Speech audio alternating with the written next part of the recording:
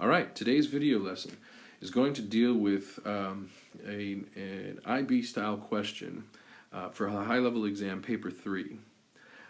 This is not a real exam question, but it's reflective of the kind of question that the IB examiners like, because in one well-crafted question they managed to assess a variety of different convergence testing techniques and understandings. So that's what this video is going to discuss. I should point out before we begin that, or I guess it's just me, before I begin, I want to point out that there's some discussion of alternating series tests, and absolute convergence that I'll only briefly refresh in this video, but each of those topics exists in exclusive videos on this channel. So go back and review some of those videos on different alternating series tests and other such that I reference in this video. Now, back to the problem at hand. We have a series, and depending on the value of a, if I add up all the terms as k goes from 2 to infinity of this sequence, if I add up all those terms, sometimes I will get a convergent series. Sometimes I will not, and it depends on the value of a. So the way the question is written, it's basically saying determine the values of a that allow this to converge, and which values of a would make this a divergent series. So the trick here in terms of convergence testing is which test do you do? We have the choice between the root test and the ratio test, and a myriad other tests, and which do you choose? And there's, with experience, you develop a systematic approach, but as you're learning, you're going to struggle through and try each test, and sometimes they come up dry. I'm going to skip that part of this video of the struggle to find which test is the right test, and just jump to the point, and that is, we're going to use the integral test. Now, the way that you would spot the integral test here is kind of tricky, but the natural log of k is a composite inside a power function, and the derivative of natural log of k is 1 over k. That makes this a great candidate for U-substitution. In other words, this looks like it was specially designed to be integrated. So, without further ado, we get the integral to infinity as an improper integral.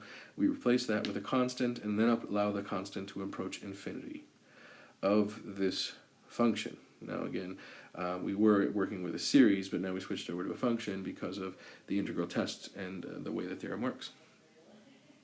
Now, this is a U-substitution situation. If I allow u to be natural log of x, then du is 1 over x dx. So here we see the 1 over x dx can be substituted with u, du. So the boundaries, of course, now, since u is the natural log of x, my boundaries go from natural log of 2 to natural log of b, and once again we're going to allow b to approach infinity. So at this stage, we run into an issue, and that has to deal with the values of a. When integrating a power function, it's generally really straightforward. It's just u to the negative a power, and we just do the standard integration. However, if a is equal to 1, our integral becomes, well, the answer is divergent.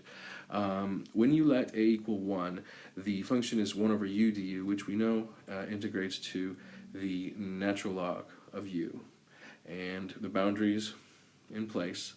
Once I put in the boundaries and then take the limit, allow b to approach infinity, this value right here approaches infinity. Even though it's a natural log of the natural log of b, b approaches infinity, which means the natural log of b will approach infinity, and the natural log of the natural log of b will as well. It'll just take a little longer. Alright, so that means since this approaches infinity, the series diverges when a equals 1. So it's good to know. Any other alternative with a not equal to 1, we're going to integrate as a power function.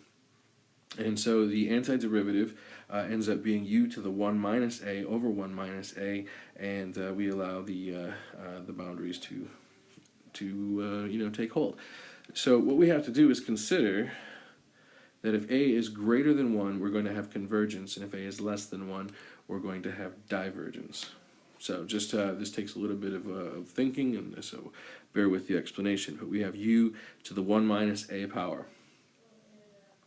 If a is bigger than 1, then we're going to subtract more from 1, and then we're going to have u to a negative power. Now, if we have u to a negative power, then the limit as b approaches infinity is going to approach 0, because this is going to be a convergent harmonic function. And here, this is a constant. So, as I allow the limit as b approaches infinity, take the limit as b approaches infinity, I get a number. It exists. And that's, again, how I got to the convergence conclusion. So just changing around or reversing, if a is less than 1, we have divergence. The reason is if a is less than 1, then the base u, which we know since k is bigger than 2, with a positive exponent is always going to be greater than 1, and anytime you have a function that's greater than 1, it's not going to have a integral value to infinity. So, at the end of the day, what we've done is we managed to make a conclusion that, well, let's go back here, hold on. We make the conclusion that under these conditions, if a is greater than 1, the series converges, and if a is less than 1, the series diverges. So, in other words, if we have, for example, 1 over k times the natural log of k to the 5th power, then I can guarantee you this will be a convergent series. If, however, I say this is 1 over k times the natural log of k to the negative 2 power, then I can say without hesitation that is a divergent series. So, I'm going to stop this video now. This is part A of the question. I will point out that there's a part B which is equally informative, and again it really does shed light on the major focus of this video, which is to demonstrate how one question, well crafted, can assess a variety of different understandings as it relates to convergence testing. And as you can see, we also have some calculus techniques with integration and everything else, and limits. Alright, so part 2 forthcoming. Stay tuned.